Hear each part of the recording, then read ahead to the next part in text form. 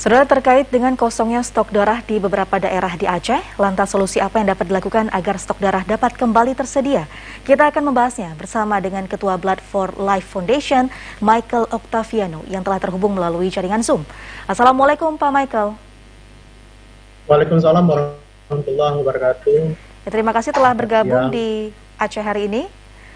Berdasarkan informasi yang kami dapatkan di beberapa daerah di Aceh ini telah mengalami kekosongan stok darah. Sebenarnya apa yang menyebabkan hal ini dapat terjadi?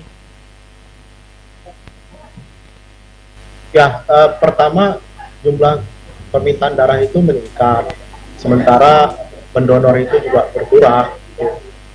Apalagi di daerah kabupaten kota, untuk masyarakat yang mendonor darah itu sangat sulit sekali, sehingga harus sama-sama digerakkan, diajak, dan juga dihimbau bagi seluruh masyarakat untuk dapat mendonorkan darah, membantu saudara-saudara kita yang membutuhkan.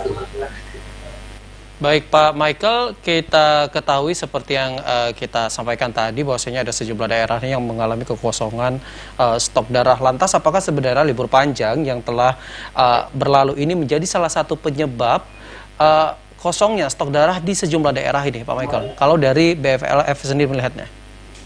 Ya, fenomena pada saat mulai masuk bulan puasa, Idul Fitri maupun libur panjang, itu banyak sekali permintaan darah di berbagai rumah sakit. Sementara masyarakat yang mendonor itu berkurang. Disebabkan pada saat bulan puasa banyak yang belum, ya, karena belum terbiasa mendonor pada saat bulan puasa. Dan libur panjang itu banyak yang mudik. Sementara di rumah sakit, pasien juga masih tetap berada di rumah sakit. Ini yang menjadi fenomena setiap tahun dan harus segera kita cari solusi bersama-sama untuk mengatasi ini. Baik, kalau misalkan itu memang menjadi fenomena setiap tahun, setiap menjelang Lebaran dan juga di bulan puasa ini darah mengalami kekosongan stok, lantas sebenarnya apa ini Pak Michael yang harus dilakukan oleh pihak PMI maupun oleh masyarakat sendiri agar kekosongan stok darah ini tidak terjadi lagi ketika momen Lebaran dan juga momen Idul Fitri? Ya, banyak hal yang bisa dilakukan. Pertama adalah melakukan pendataan pendonor itu sendiri.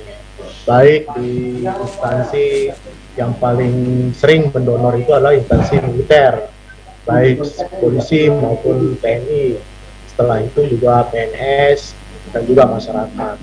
Mereka kita himbau untuk tetap mendonor darah, karena darah itu juga bisa bertahan sampai 28 hari.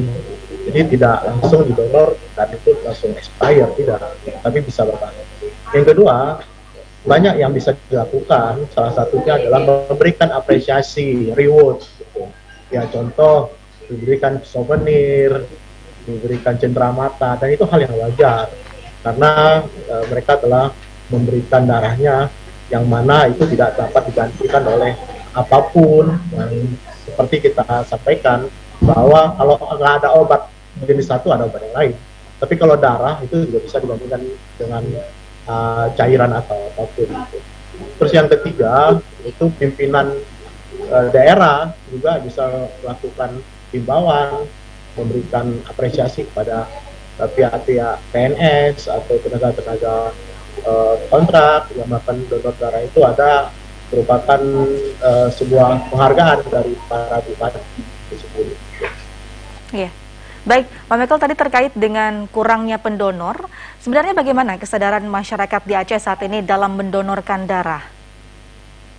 Nah, kalau kita lihat bahwa dengan adanya gerakan-gerakan donor yang dilakukan oleh pemerintah Aceh, dari Gubernur maupun Sekda, itu sudah sangat baik dan membuat stok darah khususnya di Banda Aceh itu bisa dikatakan tercukupi.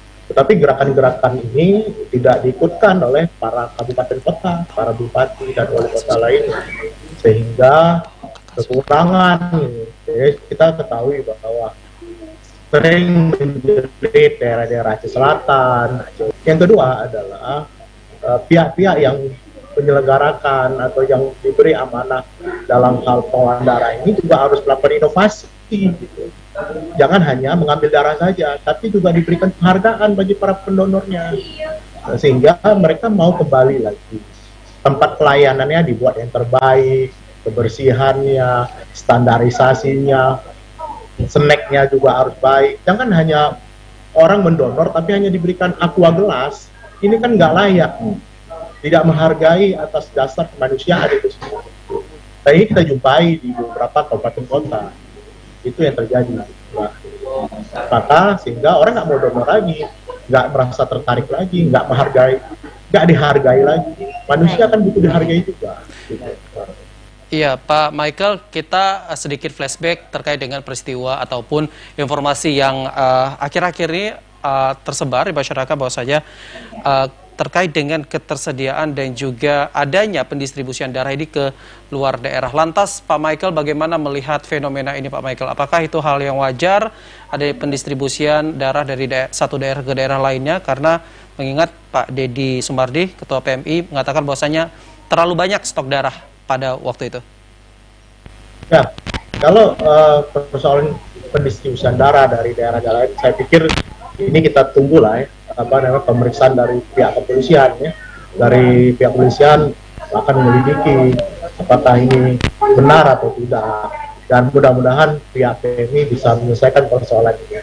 Tetapi yang lebih penting adalah gara-gara persoalan ini banyak sekali masyarakat yang sudah enggan mendonorkan darah, semangatnya sudah berkurang, padahal kebutuhan darah itu tidak berkurang.